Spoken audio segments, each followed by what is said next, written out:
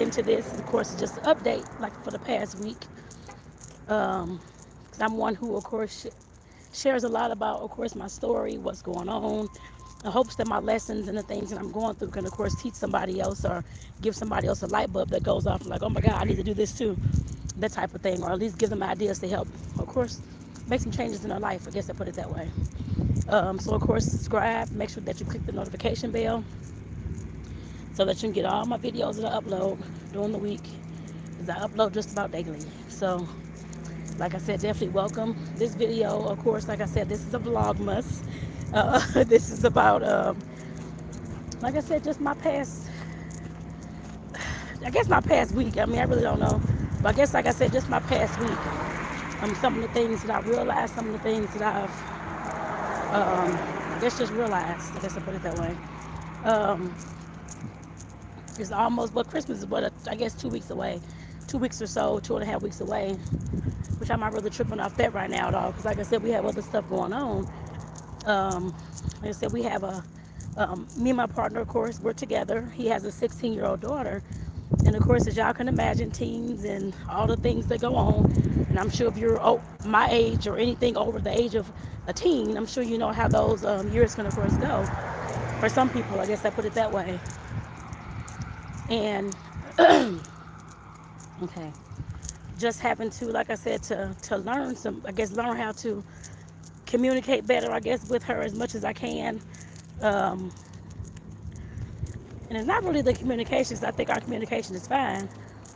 I would say it's more for me to understand and realize the things that I, of course, went through growing up, all the traumas and the dramas and those types of things that I went through with my family and growing up in St. Louis and stuff like that.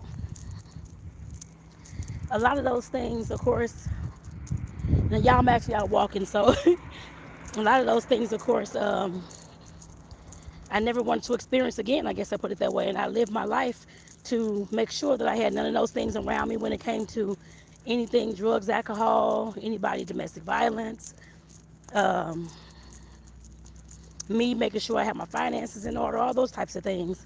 I never wanted to live the life, like I said, as a kid I lived. I didn't have a choice as my parents, it was their life. I guess they were living for me. I guess I put it that way. As is all other kids under the age of 18. You can't just live on your own and have your own life and have a job, that kind of thing. Make enough money to even survive. So you have to rely on your parents at those ages. And like I said, I definitely always try to live my life so I would not have to face a lot of the same things that I faced when I was a kid, like I said, growing up. And that did include my father beating my mom, domestic violence, just about every day. Them using drugs. I know I smelled marijuana back when I was a little bitty kid. But then, of course, there was cocaine, and then there was crack cocaine. And my dad eventually, of course, heroin. That's what he ended up using. And, of course, passing away from an overdose, actually. That was probably about 14 years ago or so. And like I said, I never want to be in those type of environments anymore. Of course, we got evicted back when I was a kid. I think, two times, I believe. I didn't know what was going on. I was young, and I was just told that we have to move and this kind of thing. And I had to get rid of a lot of my stuff, actually. So all I had was just a bag of clothes to take with me to like the next place. I didn't have my beds and all the things that I thought was mine, my teddy bears, my diaries, and all those types of things I was writing in back then. And like I said, I've never wanted to live that kind of life where I wouldn't have what I needed or what I wanted. I guess I put it that way, as long as I can afford it and that type of thing too. And like I said, as far as trying to check the time, y'all. As far as, like I said, in dealing with her. Oh, doggies, hold on now. As far as dealing with her and the situation that's going on. I don't know where the dog at. I have no idea. But hold up. Hopefully he's nowhere over here, y'all, because I ain't trying to get bit up now. I don't know. Hopefully it's not. But like I said, the situations dealing with her, like I said, it just brought back a lot of the traumas and the dramas that I've been through, as far as the things I've done some healing around and that type of thing as well. But like I said, for the most part, I've kept it out of my life, so I wouldn't have to worry about, trying to make sure no car coming, worry about, y'all going so fast now, I'm trying to get across the street. Like I said, so I wouldn't have to worry about being re-triggered and all the emotion, with all the emotions and the things that, of course, normally come up when you're triggered and that type of thing by some of those traumatic things that happen in your life. And like I said, some of those things were coming up, at least for me and my partner, actually him as well. And he's been through some of the things that I've been through as well when it came to father using drugs, that kind of thing. Like I said, we have a similar kind of background with some things, I guess I put it that way. So some things we just don't, but there's one thing we kind of connected on, I guess, as far as telling our story and our healing around that and how we're trying to, of course, keep our lives together so we won't, of course, go down that path and that type of thing. But like I said, getting back to the story, but like I said, definitely it's just a lot of things that, like I said, when you, and I know I'm probably not the only one. I'm sure there's other, because of course we have a blended family, so of course I'm on the outside, not outside looking in, but like I said, I know she's not my biological daughter, that kind of thing, but I treat her as such. But regardless of that, whenever you have somebody else in your household that's doing things that bring up trauma for you, or I guess past traumas, past triggers, that type of thing, that's hard to deal with. Regardless as to whether it's your kid or your partner or whoever it is, I don't know, whoever's living in your household, those things can always happen. And they do happen, especially when parents, of course, are raising kids, and especially for those of us or those parents or whatnot who may not have even attempted to heal anything from the past, any kind of traumas or anything that they've been through. I imagine that's a hell of a situation too, because a lot of times when those things come up, you, like I said, don't know how to deal with the situation. You get angry, all upset, attitudinal, all types of things can go on. Some folks want to hit and stuff like that. Like I said, all types of things go on. If you haven't dealt with any kind of healing around the things that brought you trauma in the past. And like I said, for parents, that is definitely hard. Whether you're biological or not, it don't make no difference. That little person's in your house, you not even a little person, whatever age the person is, your kid's in the house, and all these things are going on. Say it's drug usage, say it's domestic violence, say it's rape, say it's something else you've been through in the past. I don't know, car accident, a fight with the friends, or whatever it is. Like I said, if you had those things in your past, all those traumas and those dramas, and you haven't dealt with them, that will bring up a lot of things. And that will cause you, like it did me, to alienate yourself at some point. Because I know that for me, like I said, communication hasn't been our problem that I know of. But during this time when she was going through all these things, and all these things that are happening in our household, I was, of course, going through a lot of emotions and that type of thing too. But of course, I had to alienate myself for a moment. I'm still kind of in that process, just to let y'all know as well. Because I don't want to say anything to, of course, get that upset, to swing on anybody, or to do anything that I've tried my best to, of course, and like I said, from the past, I'm not perfect at all. But I know that my buttons will be pushed in certain kind of ways. Yes, at some point I'm going to explode. That's for anybody. No matter how well you've tried to work on the triggers, no matter how well you've tried to therapy and do all these things, sometimes things happen. You can't control everything, every single point of your life, I guess I put it that way. Especially when it's somebody else in your environment. What time is it? That's, of course, bringing up some of those traumas and those dramas, and those triggers that you've had in the past. I think I'm going to turn around just so I won't be late to get back to work. And like I said, that's some of what I've been going through. And like I said, definitely it's not anything fun, because some days I don't even want to go home. And it's not that I don't love her. Trust me, I love her to death. Like I said, just like if she's my own daughter. But like I said, when you're in a state where you're being triggered and feel like you're going through the same trauma over and over again because of the behavior of somebody else that you're around, like I said, that's a hard situation to deal with. When you can't just tell that person to leave, right? Because that person's, of course, underage and that kind of thing. So like I said, definitely just a Jesus Christ, interesting situation. Like I said, it's kind of rocky, that kind of thing. I don't know, because I know like I said, teen years, it's a lot of stuff that goes on. Gossip and fighting and getting to know who you are and dating and all these types of things. Like I said, I know couldn't real all those things going on. I was a teen too. Just some things I didn't indulge in. Some people do, I just didn't. But because the life I lived growing up, some things I wasn't going to indulge in. Drugs, alcohol, anything along those lines at all. And I'd rather not be around anybody doing any of those things. That's just the way like I said, I've always um, tried to create my environment like that. I guess I put it that way. Even if that meant being alone. That's exactly what that meant.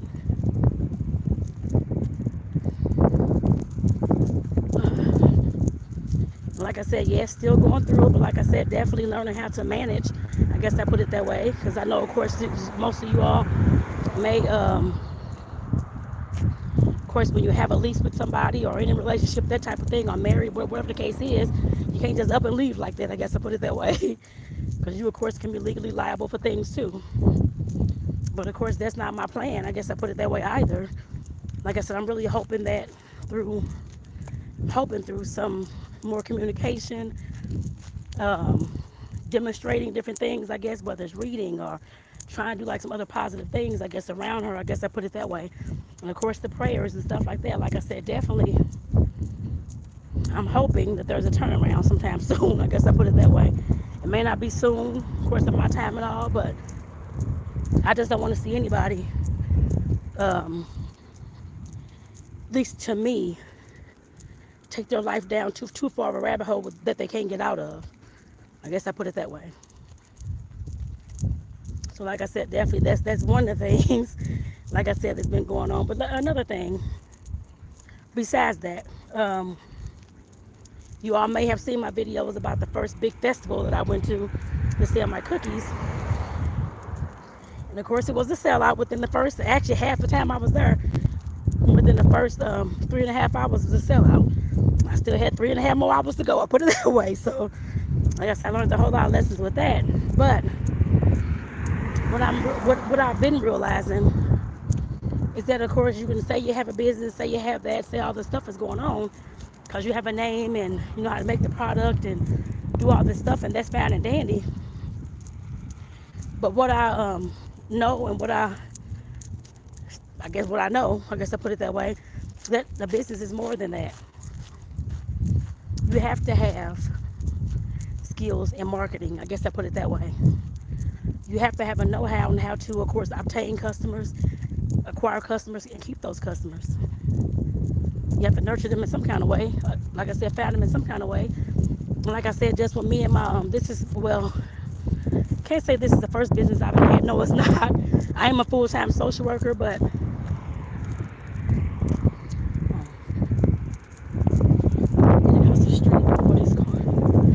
I'm a full-time social worker. I'm a certified life coach as well, which is kind of the similar kind of thing. I guess I put it that way. I facilitate caregiver support groups right now, but I have an extensive background history in, of course, youth and foster care system, homelessness, and things like all those types of things. And of course, working with children, families in the family court and stuff like that as well. But a job is different than having a business, of course. So I'm sure a lot of y'all may have heard that, just know that in general. The job you're working, they already have everything in order for you. The computer, all the electronics you need to use, the clients that they found already to use, and that kind of thing. Ooh, y'all, I gotta slow down. I'm getting out of breath. Lord have mercy, Jesus. But of course, when it comes to business, you have to be the one to find those customers and find your target audience. The business ain't gonna find them for you. You have to find those things. You have to know all those things. You have to know how to make the product, especially at the beginning of working by yourself. I'm a solopreneur right now. I'm making cookies and stuff like that. My partner does, of course, help when I need help and that type of thing. But the business, my idea is something I've always loved to do since I was younger. But like I said, I know that I can love to do it all day long. But if I can't get consistent customers coming to this business, it's basically a hobby. And like I said, just understanding that and replaying in my mind every single day that I have to be able to acquire customers from somewhere. And I have to get myself visible enough for them to of course, know I even exist. I guess I put it that way as well. So just know, like I said, I'm on a different, well, away from all the healing and stuff like that. But like I said, this second part of this video, I'm mainly talking about business. And for those who may be, because I have my home-based business. I have my Serve Safe license here in Tucson, and also the Pima County license to be a home-based business here. Had to get those two things before I could even start being I guess, the bakery here. I guess I put it that way. Even though some people don't do it, you can still do. But I follow the rules as much as I can. I always follow the rules. I put it that way. I'm just one of those folks. I guess I put it that way. I want to make sure my business is legal so I can do what I need to do and how I want to do it without somebody telling me you shouldn't do this, you couldn't have did this, all that type of stuff. But like I said, I know that I have to get my face and my business in front of a lot more people than is already in front of. Like I said, that's all dealing with marketing. And advertising is of course a leg of marketing. And for your business, it's the same way as well. Oh yeah, I'm out of breath. Jesus, I don't know why I'm out of breath today. It's strange. Huh. Very strange, actually. Okay. Maybe because I'm talking fast and walking. I'm trying to slow down because I walk fast. I'm trying to slow down just a little bit, but it's hot as heck out here too.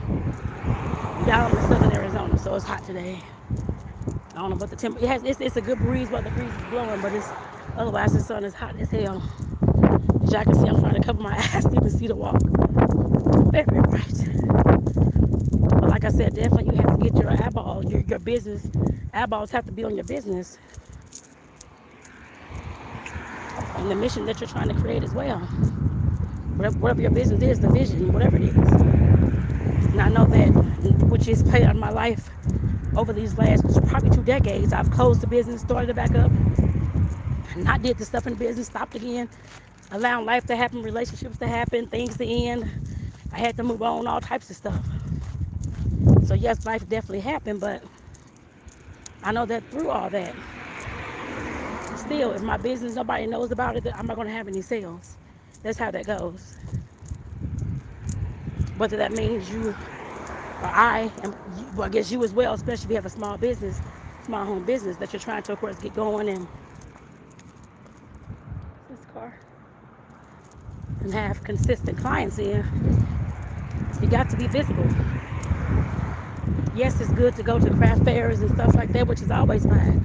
You are getting visible, but you also have to, nowadays everything is on social media.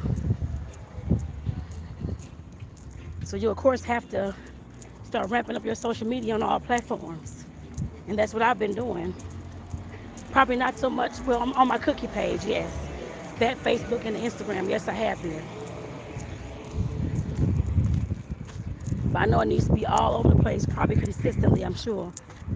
I do post on Twitter, Facebook, of course, my regular Facebook, my regular Instagram. I have LinkedIn, all that kind of stuff too. TikTok. But I'm not always posting cookie stuff on there all the time either, because like I said, I'm a social worker and I'm a certified life coach. So I do talk about different things, like I just talked about in the beginning of this video, talking about triggers and stuff like that, and healing and stuff like that. I love talking about that, because one of the things that I use to help me heal from a lot of that. Yes, I love to write. I love to write, so of course I've been journaling since probably since I was a kid, actually. So I used to love writing and journaling and writing stuff out and stuff like that. But not just the journaling, of course, the baking. That's why I fell in love with baking. I was a kid. That was something that I can use to create. Nobody can tell me what to do with it, unless they just didn't like it, I guess I put it that way. But it was something that I can use. Like I said, they helped me heal. In the kitchen, of course, causing a mess and all that kind of stuff sometimes, but like I said, they helped me heal over the years. There was always something that, of course, I came back to, regardless as to what happened, what went on, all those types of things.